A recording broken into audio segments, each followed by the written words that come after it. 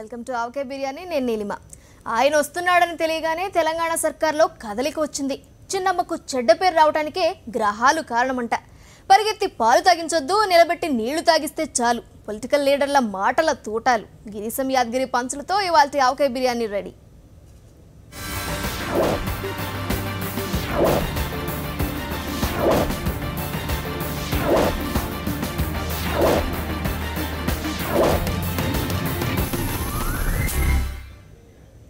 అసలు కారణం తెలిసిపోయింది. సుష్మా స్వరాజ్పై వచ్చిన ఆరోపణలకు కారణం ఎవరో తేలిపోయింది.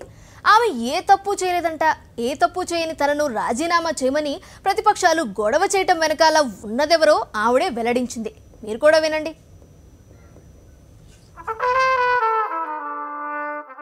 ఒరే యాదగిరి, గ్రహాలు ఎంత పనిచేసాయో చూసావా?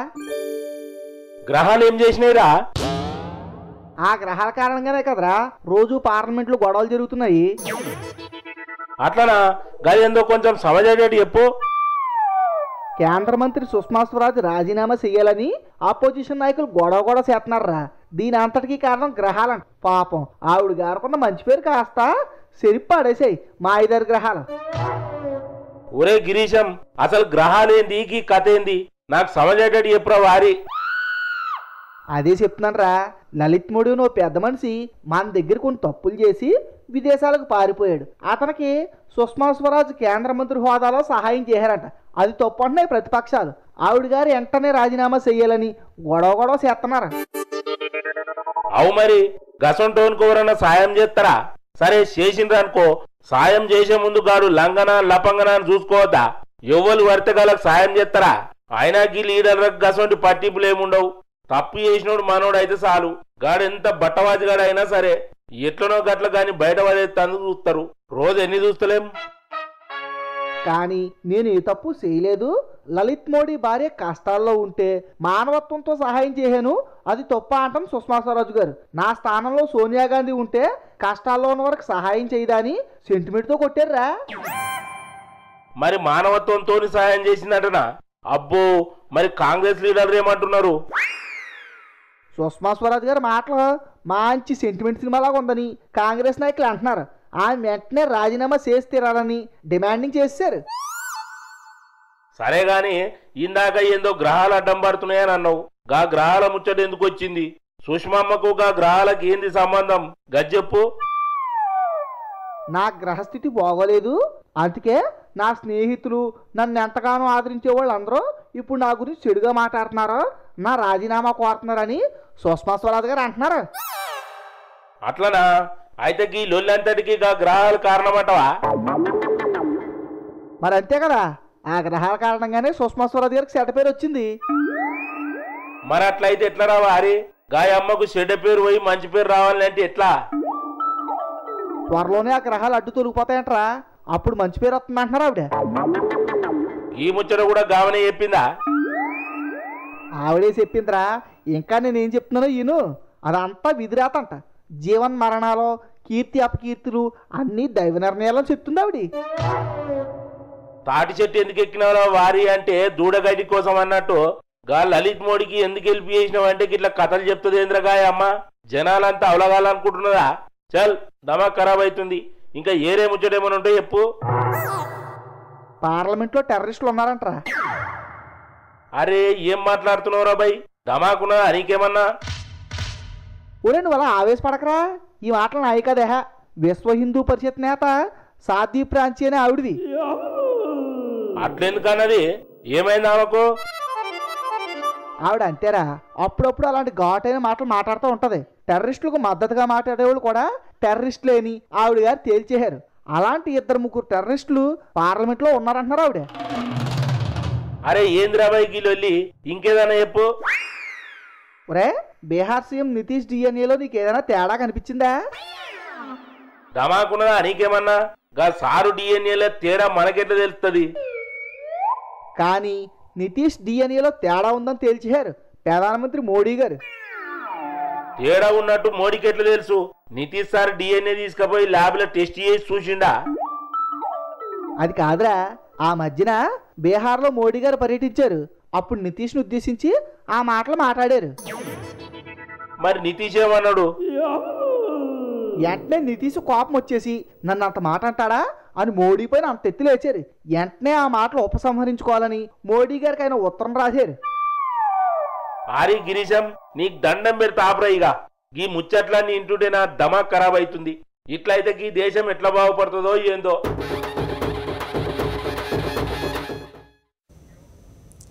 ఏ రాష్ట్రానికి ప్రత్యేక హోదా ఇవ్వమని కేంద్ర మంత్రి స్పష్టంగా చెప్పారు.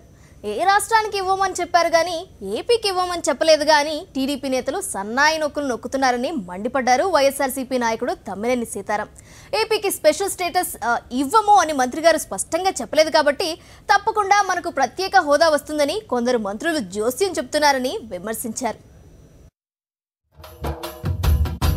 హలో తమ్మినేని గారు, నమస్కారం సార్. ఏపీకి స్పెషల్ స్టేటస్ ఇస్తామని ఊరించి ఇప్పుడు తుస్సు మరిపించారు.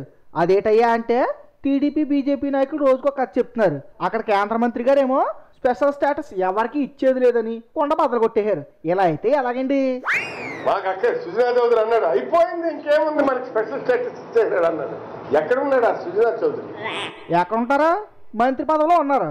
స్పెషల్ స్టేటస్ కోసం మాట్లాడడానికి ప్రధానమంత్రి అపాయింట్మెంట్ కోసం ప్రయత్నిస్తున్నారు. స్పెషల్ స్టేటస్ తప్పకుండా వస్తుందని నమ్మకంతో ఉన్నారు ఆయన. సుజనా చౌదరి గారు ఎక్కడున్నారని అడుగుతున్నారు. సరే, మరి మంత్రి అశోక్ గజపతిరాజు గారి సంగతి ఏంటి? అసలు ఆయన గురించి చెప్పరేటి? సరే, మన రాజుగారి మాటకేమి, ఆయన బతికేవాడికి ఉన్నప్పుడు తెచ్చేవాడికి ఆడ అశోక్ గజపతిరాజు ఎందుకురా ఉన్నామంటే ఉన్నాము. స్పెషల్ స్టేటస్ మీద ఆయన అభిప్రాయం ఎప్పుడైనా చెప్పారండి? ఏం చెప్పమంటారు సార్? చెప్తే ఒక బాధ, చెప్పకపోతే ఇంకో బాధ. స్పెషల్ స్టేటస్ గురించి మాట్లాడే వాళ్ళు చాలా మంది ఉన్నారు కదా, మళ్ళీ ఆయన మాట్లాడకపోతే పోయిదేమని చెప్పండి. ఆయన మన యనమల రామకృష్ణుడి గారు అంటారు, యనమల ఫైనాన్స్ మినిస్టర్. ఏమన్నారు యనమల గారు? ఏ రాష్ట్రానికి మేము ఇవ్వమని చెబితే ఈయన అంటాడు అబ్బాబ్బే మన రాష్ట్రానికి ఇవ్వమని చెప్పలేదు. నీకు ఏ రాష్ట్రానికి ఇవ్వమంటారు ఆయన అంటే మన రాష్ట్రానికి ఇప్పుడు ఈయనకు వచ్చి చంద్రబాబు నాయుడుకును యనమల రామకృష్ణుడికి బొట్టు కాటుకు పెట్టి నీకు కూడా ఇవ్వమని చెప్తారనుకుంటున్నాడా? ఏ రాష్ట్రానికి ప్రత్యేక హోదా ఇవ్వమని మంత్రి గారు చెప్పారు, కానీ ఆంధ్రప్రదేశ్కు స్పెషల్ స్టేటస్ ఇవ్వమని చెప్పలేదు కదా. అలా చెప్పలేదు కాబట్టే తప్పకుండా ప్రత్యేక హోదా ఇస్తారనుకుంటున్నారు వాళ్ళు. సరే, ఇప్పుడు వాళ్ళు ఏం చేయమంటారు చెప్పండి. కొన్ని రామకృష్ణ గారు చంద్రబాబు నాయుడు గారు వెళ్ళి స్టేటస్ పొజిషన్ తీసుకురామనుకోండి. ఏమయ్యా, విభజనకి లేఖ రాసినటువంటి వాడివి స్పెషల్ స్టేటస్ కోసం ఏం తెలియదు? మీరు అడగమంటే అడుగుతారేటండి? వాళ్ళకి అడగాలనిపిస్తే అడుగుతారు, అడగాలనిపించట్లేదేమో అందుకే అడగట్లేదు. అయినా ప్రత్యేక హోదా ఇస్తామని హామీ ఇచ్చిన వెంకయ్య నాయుడు గారిని అడగకుండా చంద్రబాబు నాయుడు గారిని, టీడీపీ ఎంపీలని, మంత్రుల్ని ఆడిపోసుకుంటారేంటి మీరు? వెంకయ్య నాయుడు గారు మీరు వెనుకబడ్డ వెనకయ్య నాయుడు అయ్యారా ఇప్పుడు? ఏమిటి మీ మౌనానికి అర్థమేంటి? మాట్లాడాలి, మేము మాట్లాడమంటే కుదరదు. ఈ విషయం తప్ప అన్ని విషయాలు మాట్లాడతారు ఆయన. అసలు తప్పు అంతా అప్పుడు యూపీఏ గవర్నమెంట్ దేని దబాయించేస్తున్నారు ఆయన. తెలిస్తే తెలిసినట్టు మాట్లాడాలా, తెలియకపోతే అన్ని మూసుకొని కూర్చోవడం మంచిది. తెలుసున్నటువంటి వాళ్ళు మాట్లాడతారు. అన్ని విషయాలు తెలిస్తే మాత్రం ఏం లాభం చెప్పండి. అదిగో కాంగ్రెస్ చీఫ్ రఘువీరారెడ్డి గారు వచ్చారు. నమస్కారం సారా. మోడీ గారు ఎన్నికల సభలో 10 సంవత్సరాలు ఇస్తామని ఏ విధంగా అన్నారు? బీజేపీ తెలుగుదేశం ఎన్నికల మేనిఫెస్టోలో ఇది ఇంప్లిమెంట్ చేస్తామని ఏ విధంగా అన్నారు? అప్పుడు అన్నారు, ఇప్పుడు కాదంటున్నారు. అసలు మీ యూపీఏ ప్రభుత్వం ఉన్నప్పుడు ఈ ప్రత్యేక హోదా అంశాన్ని చట్టంలో పెట్టుంటే ఈ గొడవంతా ఉండేది కాదు కదా అంటున్నారు బీజేపీ నాయకులు. దానికి మీరేమంటారా? అవసరమే లేదు చట్టంలో అవసరం లేదు కాబట్టి కాంగ్రెస్ చట్టంలో పెట్టలేదు. అలా అంటే ఒప్పుకోవట్లేదండి వాళ్ళు. ఆనాడు చట్టంలో పెట్టలేదు కాబట్టి ఇప్పుడు ప్రత్యేక హోదా ఇవ్వడం కుదరట్లేదు అంటున్నారు. ఈ సమస్యకు మీరే కారణమని మీ మీద నెట్టారు. అమలు పరచడానికి మీకు యోగ్యత లేకుండా, చేత కాకుండా చేతకానమ్మకు చేష్టలు మెండు కారణాలు ఎత్తుకుంటున్నారు. ఇవన్నీ మీ పప్పులు ఉడక ఉన్నాయనా? మరి ఇచ్చిన హామీలు నెరవేర్చలేనప్పుడు ఏదో కారణమో కథో కాకరకాయో చెప్పాలి కదండి. సరే, ఈ గొడవ అంతా ఇప్పుడు ఉండేదే కానీ తెలుగుదేశం బీజేపీ ప్రభుత్వాల పనితీరు ఎలా ఉందో ఒక్క మాటలో చెప్పండి. ఈ ప్రభుత్వాలు స్వార్థం, దోచుకోవడం, బీజేపీ తెలుగుదేశం దోచుకోవడం, వాళ్ళ సొంత సంపాదనలతో పనిస్తే రాష్ట్రం యొక్క మేలు వాళ్ళు పట్టడం లేదు. ఏనారా తెలుగుదేశం బీజేపీ నాయకులు దోచుకుంటున్నారంట. ఎందుకు సార్ వాళ్ళ మీద అబాండాలు వేస్తారో? పాపం టీడీపీ బీజేపీ నాయకులు ఈ మాట అన్నారనుకోండి చాలా బాధపడిపోతారా.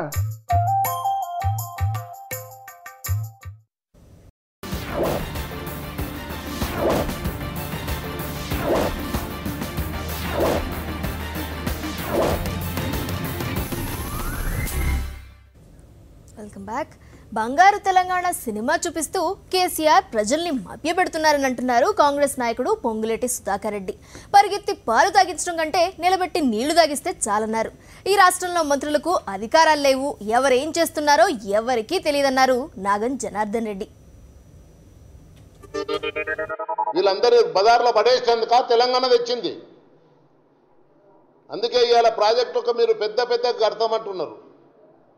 మేము ఒకటే చెప్తున్నాం, 15,000 కోట్లు పెడితే 33లో 25 ప్రాజెక్టులు అయిపోతాయి. 32 లక్షల ఎకరాలు సాగులకు వస్తాయి. దాని మీద దృష్టి పెట్టండి. అదేది సారు గట్లంటారు? కేసీఆర్ సార్ ఏం చేయకుండా ఉత్తగానే కూర్చున్నాడని అనుకుంటున్నారా? మిషన్ కాకతీయ వాటర్ గ్రిడ్ స్కీములు తీసుకొచ్చిండు, చెరువులు పూడిక తీస్తున్నారు, అందరికీ మంచినీళ్ళు దాపిస్తా అంటున్నాడు. పొద్దాక ఏదో ఒకటి అంటనే ఉంటావు. గా స్కీమ్ల గురించి ఏం మాట్లాడవేంది? ఎక్కడ పోయి మిషన్ కాకతీయ అది ఏందో, అది ఏం మిషనో ఏం కాకతీయనో మీ అడ్వర్టైజ్మెంట్లు మళ్ళీ కనిపించకుండా పోయినాయి.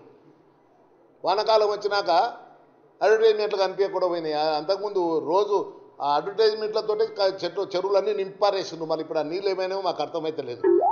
నీళ్ళేమైతే వాన పడితేనే చెరువులు నింతాయి, వానలే లేకపోయా దానికి కేసీఆర్ సార్ ఏం చేస్తాడు? వానలు పడకపోతే కూడా గాసారిదే తప్పంటవా? ఇప్పుడు అవి పోయినాయి.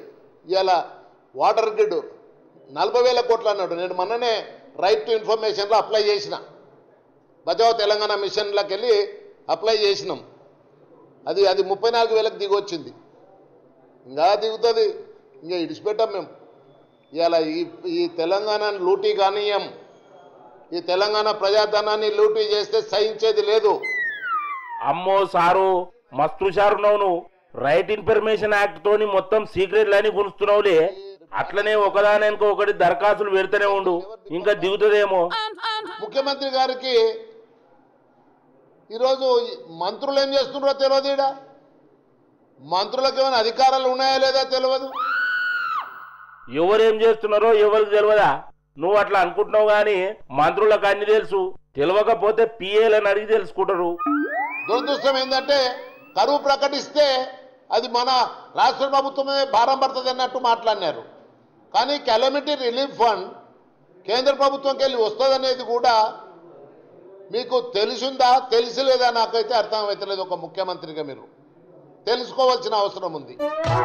ఏహే సార్కి ఎందుకు తెలియదు? అన్ని తెలుసు. నువ్వేం పిక్కర్ కాకు.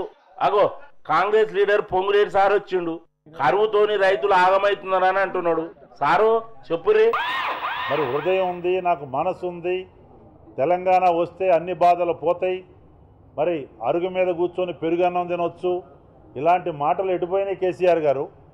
మీరు ఎక్కడున్నారు? మీరు పెరుగన్నం తింటున్నారో పంచపక్ష పరమాన్నం తింటున్నారో అది వేరే సంగతి. కానీ రైతుల పరిస్థితి చూడండి. ఏం చూడమంటారు సారు? చూసి ఏం చేయమంటావు? ఎక్కడ చూసినా గట్టనే ఉన్నది పరిస్థితి. మీరు రోజువారీ రివ్యూలు, అసలు ప్రతిపక్ష ఎమ్మెల్యేలను కలవరు, రైతు సంఘాలను కలవరు, రిప్రజెంటేషన్లు కలవరు.